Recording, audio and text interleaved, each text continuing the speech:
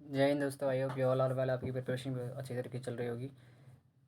मौलिक अधिकार पढ़ रहे थे, मैंने आपको आर्टिकल 22 तक पढ़ा चुका था। आज बात करने वाले आर्टिकल 23 से शोषण के विरुद्ध अधिकार को हम पढ़ने वाले हैं इस वीडियोज़ के अंदर। ठीक है, आज लगभग मौलिक अधिकार मैं आपको ख़त्म कर दूँगा। ठीक है, मौलिक अधिकार लगभग ख़त्म कर दूँगा, आपके मौलिक अधिकार कुछ बचेंगे नहीं। चलिए स्टार्ट करते हैं। ठीक है, आर्टिकल 23 और 24 के अंदर शोषण के विरुद्ध अधिकार। देखो, बहुत सालों से शोषण होता आया है। आज़ादी आज़ादी की बात करूँ तो अगर मैं बात करूँ तो बस समाज में बहुत सारे ऐसे लोग हैं जो अपने निजी फ़ायदे के लिए जो दूसरों का शोषण करते हुए आए हैं और करते रहेंगे। ठीक है, यदि कभी आपने लोन लेने गए हो तो लोग कभी पहले लोन के बहुत सारे स्रोत नहीं थे, ऋण के स्रोत नहीं हुआ करते थे। लेकिन अब तो बहुत सारे स्रोत आ गए हैं, लेकिन अब पहले ऋण के लिए स्रोत नहीं हुआ करते, लेकिन अब स्रोत हैं।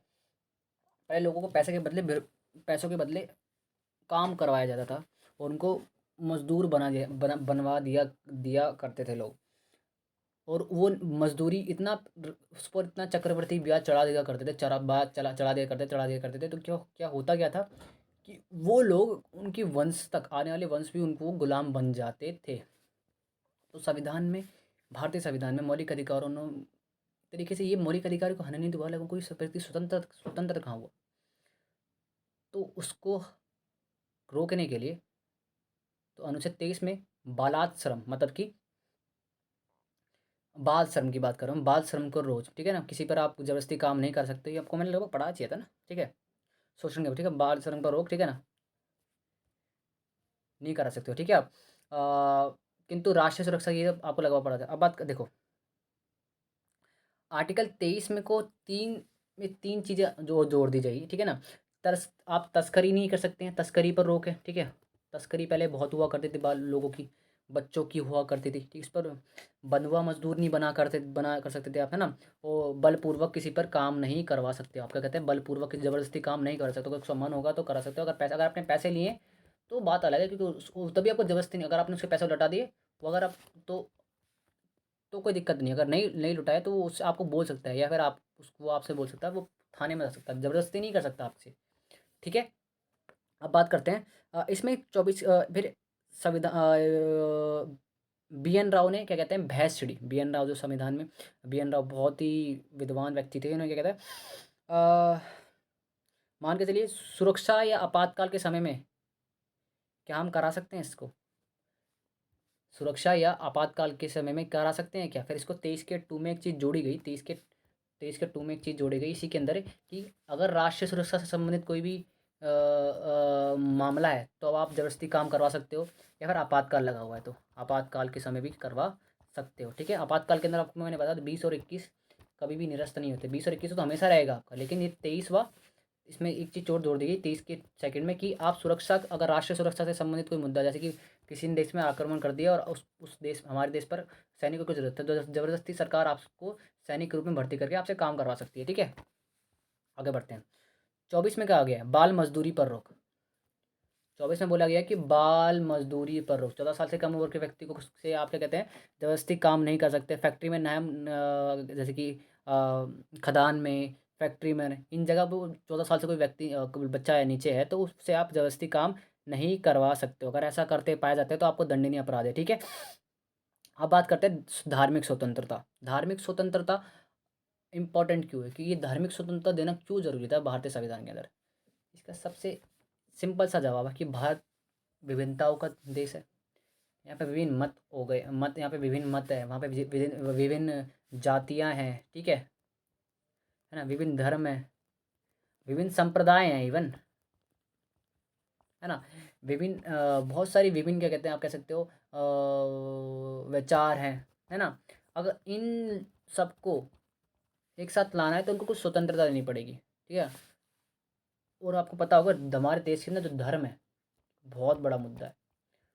ये राजनीति के अंदर, भारतीय राजनीति या लोकतंत्र की बात करूँ, एक तरीके से ये वोटिंग, कह सकते हैं वोट बैंक है धर्म आज के समय में। ठीक है ना, लोग आज इसके धर्म की राजनीति करते हैं लोग, है ना। तो भारतीय संविधान समझ, भारत के जो संविधान निर्माता थे वो इस चीज़ को बखूबी जानते थे, कि उनको पता था कि आज़ादी से पहले भी लोगों को लड़वाया गया है किस आधार पर, धर्म के आधार पर।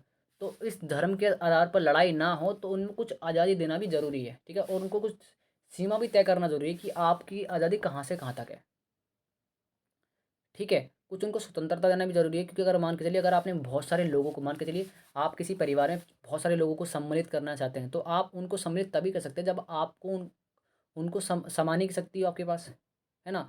शक्ति हो, समाने की शक्ति भी हो, और है ना, आपके पास कुछ ऐसे उपकरण हो जिनका प्रयोग करके आप उनको समा सकते हो, है ना? वो हमारे देश के अंदर भी अगर ऐसा नहीं होता तो भारत अखंड खंड जो है आज, वो छोटे-छोटे राज्यों में बढ़ जाता, ठीक है?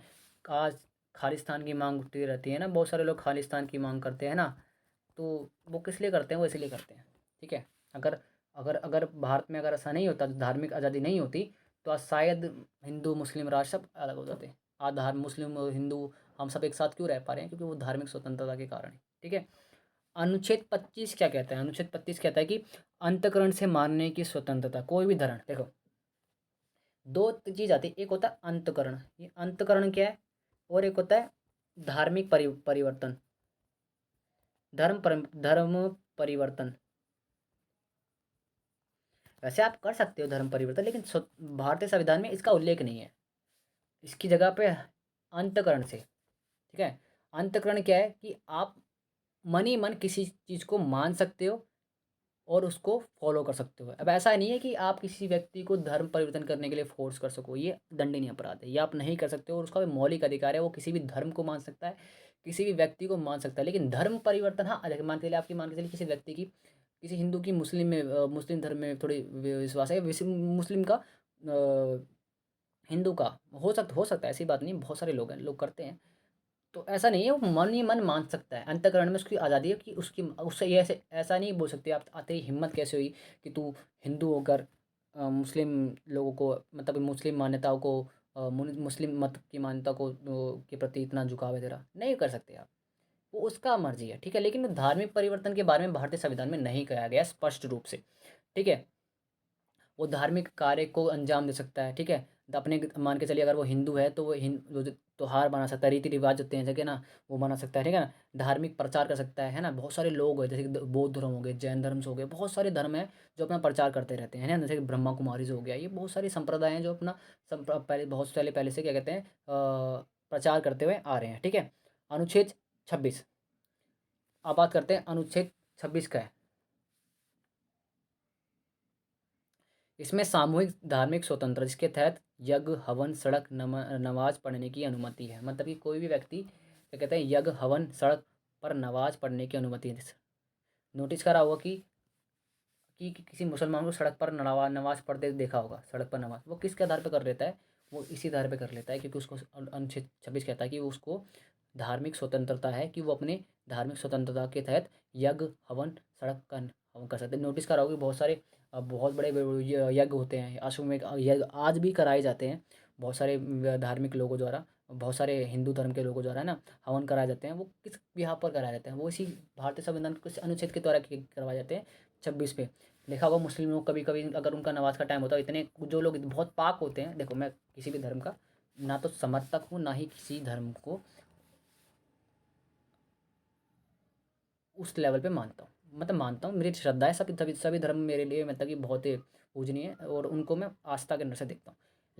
हमें, लेकिन मेरा कहने का मतलब ये है, कभी आपने नोटिस करा होगा तो कि जो मुस्लिम धर्म है ना, जो बहुत सारे धार्मिक व्यक्ति जो होते हैं, वो क्या करते हैं, वो व्यक्ति ऐसे होते हैं कि अगर उनको नमाज़ पढ़नी हो तो सड़क पर भी पढ़ लेते हैं, वो शर्म नहीं करते हैं।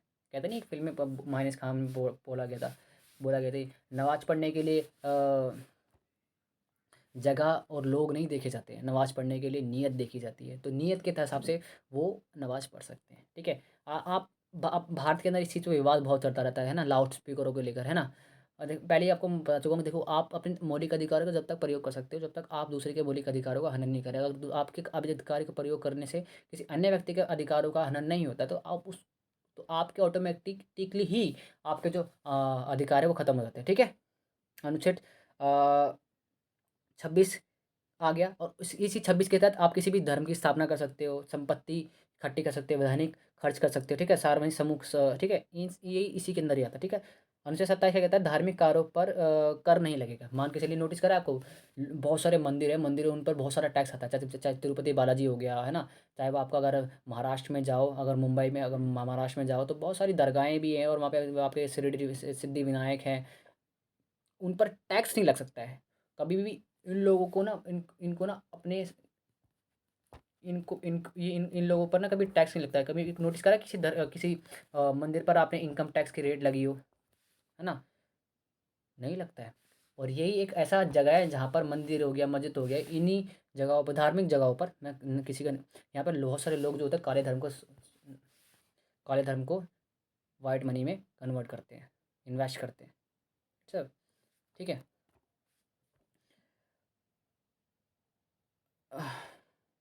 अब 28, अनुच्छेद 28 का कहता है, ठीक है, 28 क्या कहता है कि सरकारी धन से चल रहे संस्थान में धार्मिक शिक्षा नहीं दी जाएगी।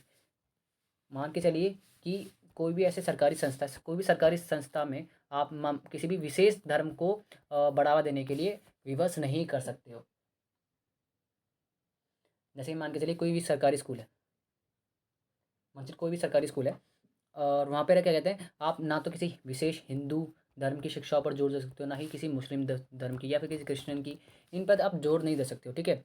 हाँ, लेकिन राज्य राज्य क्या कर सकती है, उस धर्म को संरक्षण, मतलब कुछ आर्थिक सहायता प्रदान कर सकती है। जैसे कि आपने नोटिस करा होगा, मदरसे हैं, मदरसे हैं, है ना, मदरसे नहीं है, उनको लोग, सरकार योगी आदित्यनाथ की जो सरकार है यूपी में के अंदर, मदरसों को बहुत सारे क्या कहते हैं अनुदान दिए हैं, देते नहीं है, दिए हैं, है ना। और यूपी के अंदर बहुत सारे मदरसे हैं, है ना। अगर आप अलीगढ़ कभी गए हो तो अलीगढ़ के अंदर क्या है कि अलीगढ़ जो है एक ऐसा देश है, ऐसा ऐसा प्रदेश है जहाँ पे मुस्लिम बहुल है, मुस्लिम जो आबादी बहुत ज़्यादा है, ठीक है। तो आप अगर ने नोटिस करा हो तो कि जो सरकार है वो उनको संरक्षण, एक विशेष किसी विशेष धर्म को नहीं दे सकती, हाँ, लेकिन अनुदान दे सकती है। अनुदान मतलब कि थोड़ी सहायता दे सकती है कि उस धर्म का थोड़ा उत्थान हो, ठीक है। रिमार्क, संस्कृत एक भाषा है, ना कि हिंदू धर्म की धार्मिक शिक्षा। यदि किसी प्रकार उर्दू या अरबी भाषा एक भाषा है, ना कि इस्लाम धर्म की शिक्षा, ठीक है। पता है कि संस्कृत एक भाषा है, ना तो इसका संबंध ना तो हिंदू से है ना मुस्लिम से, कोई भी व्यक्ति इसको बोल सकता है। उसी तरीके से उर्दू और अरबी जो, ना इसका संबंध ना तो मुस्लिम से है, ना ही इसका संबंध किसी विशेष धर्म से, ये एक भाषा है, ठीक है। सरकारी मदरसे अनुच्छेद 28 का उल्लंघन नहीं है, ठीक है, 28 का उल्लंघन नहीं है, समझ आ गया आपको। संस्कृति एवं शिक्षा का अधिकार, ये इंपॉर्टेंट है, ये अल्पसंख्यक है। आप देखो, अल्पसंख्यक कौन होते हैं आपको पता है, अल्पसंख्यक वो लोग होते हैं जो धार्मिक रूप से कोई अल्पसंख्यक नहीं हो सकता, लेकिन जाति के आधार पर अल्पसंख्यक हो सकते हैं। बहुत सारे हमारे समाज के अंदर बहुत सारी ऐसी जातियाँ जो अल्पसंख्यक है, ठीक है। SC ST कैटेगरी होती है, OBC होता है, अदर बैकवर्ड कास्ट होता है, EWS होता है, ठीक है ना, बहुत सारी कैटेगरी बनाई गई है, ठीक है। अल्पसंख्यक है, इसमें इन अल्पसंख्यकों को संरक्षण देना जरूरी है। अगर इन लोगों, मान के चलिए, जैसे मैंने आपको पहले भी एक एग्जांपल दिया था, मान के चलिए आपके घर के अंदर दो व्यक्ति हैं, एक आपका एक व्यक्ति जो है जो पढ़ने में बहुत लो है, और एक व्यक्ति जो है पढ़ने में सही है, तो आपके मम्मी पापा क्या करेंगे, इस व्यक्ति पे थोड़ा ज़्यादा ध्यान देंगे और उस बच्चे पे कम ध्यान देंगे, क्योंकि उसको पता है वो तो अपने आप बढ़ जाएगा, उस पर कम ध्यान देंगे, ध्यान देंगे, लेकिन ऐसी बात नहीं कम नहीं ध्यान देंगे, ध्यान देंगे, लेकिन इस पर थोड़ा जितना अपना एफर्ट्स होंगे इस पर ज़्यादा लगाएंगे कि लगभग दोनों आगे जाके बराबर हो जाए। बाद में जाकर कुछ भी हो सकता है कि वो जो कोई ज़्यादा व्यक्ति ज़्यादा मेहनत करे, लेकिन माँ बाप जो होते हैं वो क्या करते हैं कि दोनों व्यक्ति भेदभाव नहीं करते हैं। तो भारत भी एक तरीके से हमारी माँ है, तो वो कैसे भेदभाव कर सकती है, तो उन्होंने इसमें भारतीय संविधान में भारत कैसे किसी अन्य किसी धर्म या जाति पर जो पिछड़ा है तो उसको पिछड़ा रख सकती थी, इसलिए भारतीय संविधान में प्रावधान किए गए। अनुच्छेद 29 में कहा गया है, अनुच्छेद 29 क्या गया कि अल्पसंख्यकों की हित की रक्षा, हितों का संरक्षण, इसमें अल्पसंख्यकों की रक्षा है। और कहा गया है कि किसी भी अल्पसंख्यक को उसकी भाषा या संस्कृति के आधार पर किसी संस्था में प्रवेश से नहीं रोका जाएगा। मान के चलिए कोई बहुत सारे अल्पसंख्यक होते हैं, मान के चलिए अगर आपने पूर्वोत्तर भारत को देखा है, पूर्वोत्तर भारतीय को देखा है, वो हम अगर आपको उत्तर भारत के अंदर आते हैं तो वो अल्पसंख्यक है, अल्प मतलब माइनॉरिटी के अंदर उनको मिल रखी है, ठीक है, अल्पसंख्यक है नहीं है। आप उनको आप ये नहीं बोल सकते आप तो पूर्वोत्तर के हो, आप भारत के अंदर नहीं आ सकते हो, नहीं, वो भी भारतीय हैं।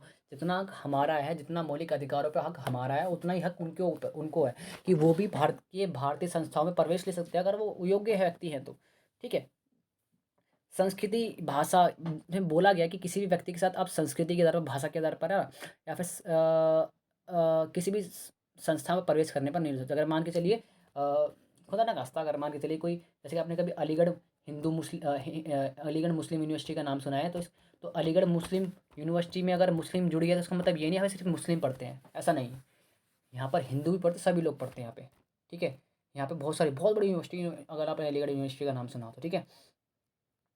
अनुच्छेद 30 क्या कहता है, इसमें कहा गया कि अल्पसंख्यकों का शिक्षा संरक्षण। देखो अल्पसंख्यक है, अल्पसंख्यकों को अगर बचाना है तो उनकी शिक्षा पर जोर देना पड़ेगा, है ना। तो उनको कुछ विशेष प्रावधान भी, विशेष अधिकार भी देने पड़ेंगे। इसलिए अनुच्छेद 30 में कहा गया है कि अल्पसंख्यक यदि बहुसंख्यकों के बीच में शिक्षा लेने में संकोच कर रहे हैं, अगर उनको लगता है कि संकोच कर रहे हैं, तो अल्पसंख्यक अपना पसंद की संस्था खोल सकते हैं और सरकार भी इस पर ध्यान देगी, ठीक है। इतना सा मान के चलिए, कोई पूर्वोत्तर का व्यक्ति है, अगर मान के चलिए तो वो क्या कहते हैं, मान के चलो कि एक भाषा होती है बोडो, भाषा होती है, बहुत सारी भाषा होती है ना। 22 भारतीय भाषा में बोडो भी एक भाषा है ना, वो पूर्वोत्तर की भाषा है। अगर मान के चलिए बोडो व्यक्ति अगर उत्तर भारत में आगे का संस्थान खोलता है, तो भारत की जो केंद्र सरकार होगी उसको अनुदान देगी, और उसको उसको आगे बढ़ाएगी, ठीक है।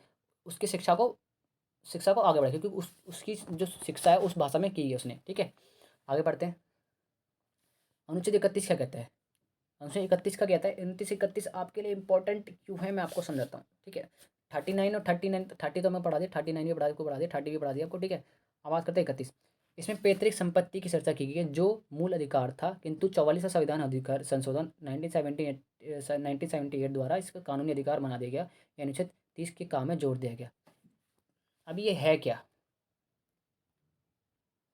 देखो, एक का 19 के में जो अभिव्यक्ति की आदत थी, उसमें पहले सब एक संपत्ति का अधिकार था, और यहाँ भी संपत्ति का अधिकार था।